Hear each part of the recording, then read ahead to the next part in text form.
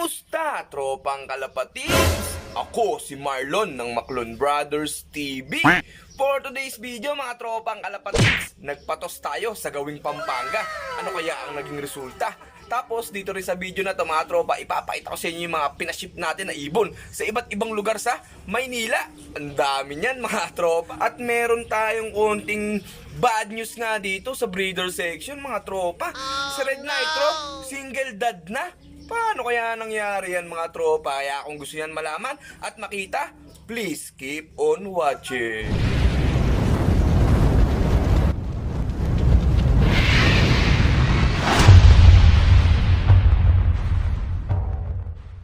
Yon mga tropa, ito yung tatlong warriors natin. So galing to sa TOS, pinatos natin to mga tropa. Ayan, etong si Miss Polio mukhang may iniinda mga tropa. Eto, mukhang nasa labit. Ayan, pak, nahirapan bumaba. Ayan, iika-ika mga tropa.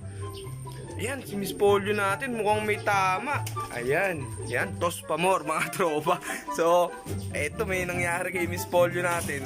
So, dito mukhang wala namang dugo mga tropa. Siguro nasabit ito.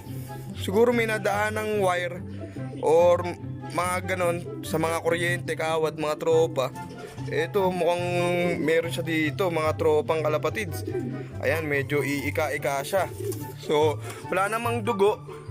Tingin ko siguro mukhang bugbog lang ngayon to mga tropa. Ay, yan, lumabas pa. Mukhang nabugbog lang siguro mga tropa. Titingnan natin kung ano ang magiging kalagayan nito ni Miss Polio natin, kung mailalaban pa natin siya or siguro ipahinga na natin pagka hindi pa rin gumaling. Pero wala namang dugo. And maano mo lang, may parang ano sa balahibo niya mga tropa natanggal. Siguro matulin, siguro mahati ng daanan yun, nakasalpok mga tropa. Buti na lang mild lang. So yan, TOS pa more, nagpatos tayo kay Bro Reden dahil may diniliver na ibon sa Pampanga. So pinasabay na natin itong tatlo natin para di na tayo magparonda, at least na itos yung ibon. Ayan yung naging resulta mga tropa. So okay lang naman yan mga tropa, kasama yan sa laro. Siyempre lagi namang nangyayari yan, hindi lang naman sa pagtutos yan, sa tunay na karera may ganyan talagang aksidente, hindi naman maiiwasan yan dahil lumilipad nga yung ibon. Maraming mga wire or kable dyan na dadaanan or puno, maraming distraction sa ere. So yan, si Miss Polio polio na nga, na ano pa mga tropa, yung mismong may polio pa niya yung nasaktan. Ayan o, yung paling na paa niya pa, doon pa siya nasaktan. So kawawa naman si Miss Polio. So papapasukin ko muna itong mga ibon natin mga tropa. So i-check ko mabuti si Miss Polio. Bigyan natin ng siguro calcium to mga tropa pagkapatuka natin. So ayan yung tatlong ibon natin. So 3 out of 3 naman tayo, Pampanga to ni-release mga tropa. So ang time natin mag-alas 9 ng umaga. Yan mga tropang kalapatids, quarantine muna si Miss Polio natin dahil nga pagkagaling niya sa TOS mga tropa, iika-ika. Wala namang dugo, wala namang sugat mga tropa, kundi na ano lang yung balahibo niya, nalagas doon. Tapos iika-ika, siguro nabugbog lang to, ang ganang solid siguro, kaya ganun. Observation muna dito. So balak natin, so hindi muna natin isasama sa TOS to. Siguro sa mga Sabado na kung magiging maayos yung kalagayan niya mga tropa, no? Under ano muna natin siya, PUI muna ulit dito mga tropa. Ayan, pero hindi naman niya ininda nung nagpatuka ako sa may likod mga tropa, ganun pa rin, masigla pa rin, pero medyo iika-ika nga lang. Siguro mga ilang araw lang naman mga tropa, na itutukod naman niya yung paa. So talagang nabugbog lang siguro masyado sa lakas ng salpok niya. So ano lang to, calcium is the kill lang mga tropang kalapatids, ika-calcium natin. Tapos syempre bibigyan natin ng anti-stress tong si Belgasol or electrolytes mga tropa. Ganun lang pagka may nangyayaring ganun. So wala namang sugat, di naman natin kailangan mag-antibiotic pagka ganito. Hindi naman siya, walang dugo, wala rin naman namuong dugo mga tropa. Yung balahibo lang talaga nalaga. So yan, TOS pa more mga tropa. Yan, nag-TOS tayo. Medyo nag-alangan pa tong si si Miss Polio. Pero ganyan talaga, kasama yan sa buhay fancier at sa buhay karera mga tropa. So yan, babantayan natin, tapos i-update ko kayo kung isasama na ba natin sa club training tong si Miss Polio natin mga tropa. Yan si Bro Reden pabalik na dito. Nagpaano tayo sa Pampanga at sa Baytos na nga. At ayan nga si Miss Polio natin mga tropa. Ayan, medyo injured. So ito yung mga ibon na to, kinuha na natin sa mga stock area natin. Ayan mga tropa, for pick up na to. Papunta na ulit si Bro Reden dito. Yan, punong-puno yung schedule ni Bro Reden. Galing siya sa Pampanga, pumunta ulit dito. Etong tatlo na to mga tropa dadalhin sa Pasay. Dalawang young bird. Ito yung hiniwalay natin. Yung anak nila Lagalag sa kanong Arden na galing kay Boss Yeye. Ayan mga tropa, yung dalawang young bird to, nice mate to. Tas isang hen. Ito dadalhin to sa Pasay mga tropa. Ang layo nung mararating nitong ibon na to mga tropa. Tapos ito naman, yung dalawang kak na to, ayan, dadalhin to sa may Caloocan naman mga tropa. Ayan, itong kak na yan. Saka ito sa Caloocan naman mga tropang kalapatids. Tapos ito naman na isa na to mga tropa, magkakaiba pa ng location. So ito is sa Marikina mga tropa. Ayan, tas meron pang isa dito. Ayan, sa Nabotas naman. So ayan, ang daming pagdadala nung ibon natin. Punong-puno yung schedule ni Bro Reden sa atin. So galing siya ng Pampanga, nagpatos na rin tayo. So babalik siya dito ngayon mga tropang kalapatids para pick upin naman tong mga ibon na to at dadalhin nga sa iba't ibang bahagi ng Manila mga tropa. So ayan, maraming salamat. Shout out sa lahat ng kumuha ng ibon dito sa Maclon Brothers TV.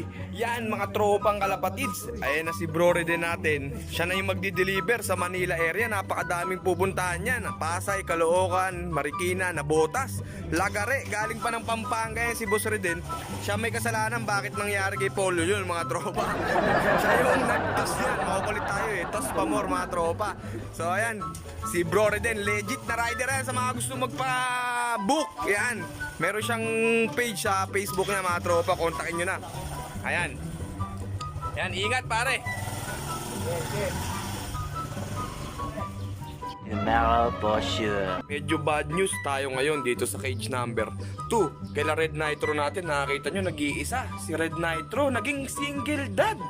Na ano agad mga tropa, biglang nawalan ng asawa. Ano kaya ang nangyari mga tropa? Nagka-COVID.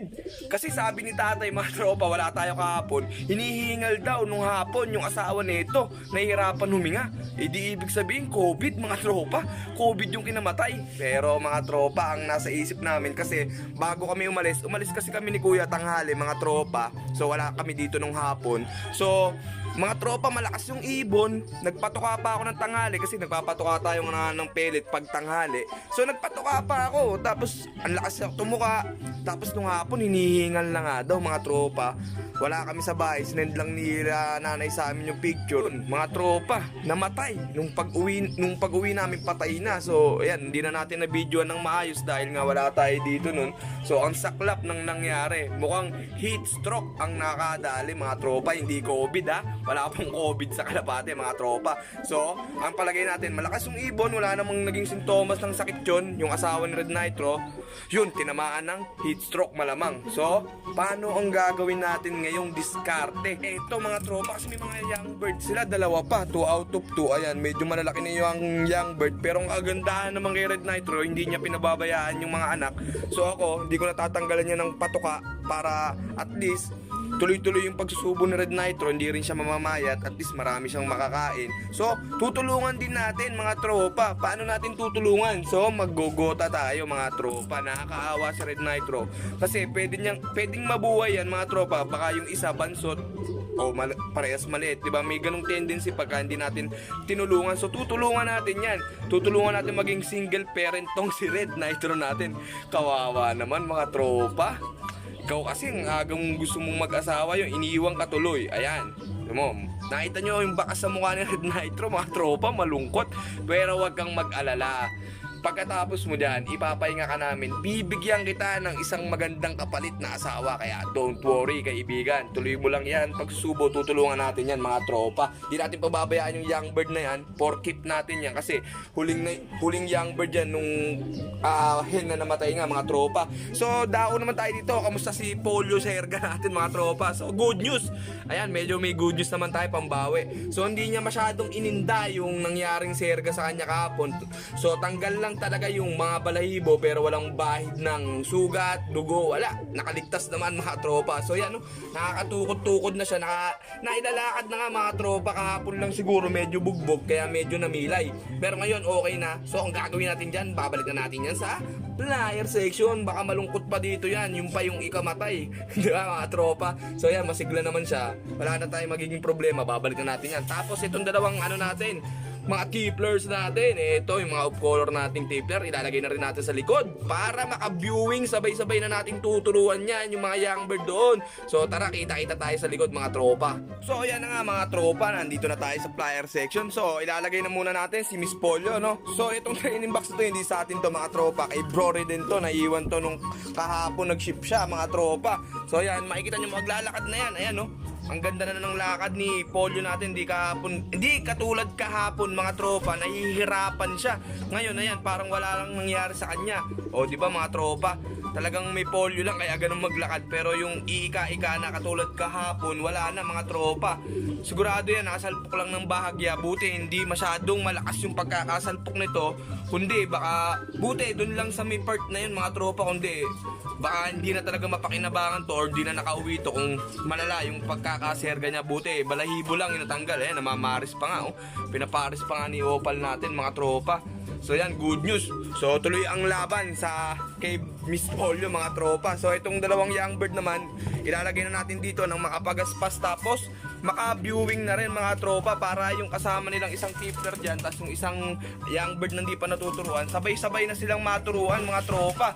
So hayaan muna natin na maka-viewing dito yung mga young bird na to mga tropa. Mapamilyarize sila dito sa lugar na to, maging kampante sila ganun, para at least mga tropa hindi na tayo mahirapan magturo sa kanila pag pinakawalan natin sila. So bilang lang tayo ng mga ilang araw, nakaka-viewing na sigurado yan. Pag umangat sila dito mga tropa, yan makikita naman nila yung bubong, tas yung landing area, tas kung paano pumapasok ng mga ibon, magkakaroon na sila ng idea, kaya pwede na natin silang pawalan mga tropa. So 3 tipplers to yung tuturuan natin, yung isang dan na nauna dito, tas itong dalawa nga na to mga tropa. So dumadami ni mga tippers natin. Sana maging maganda rin yung lipad katulad ng unang tippler natin na nandito sa kabilang section mga tropa. So yan lang yung video ngayong araw mga tropang alapatids. Kung ikaw nag-enjoy ka, thumbs up naman dyan. Kung ikaw nanonood ka at hindi ka pa nakasubscribe, subscribe ka na. And ring mo na rin yung bell para lagi ka updated sa mga latest videos natin.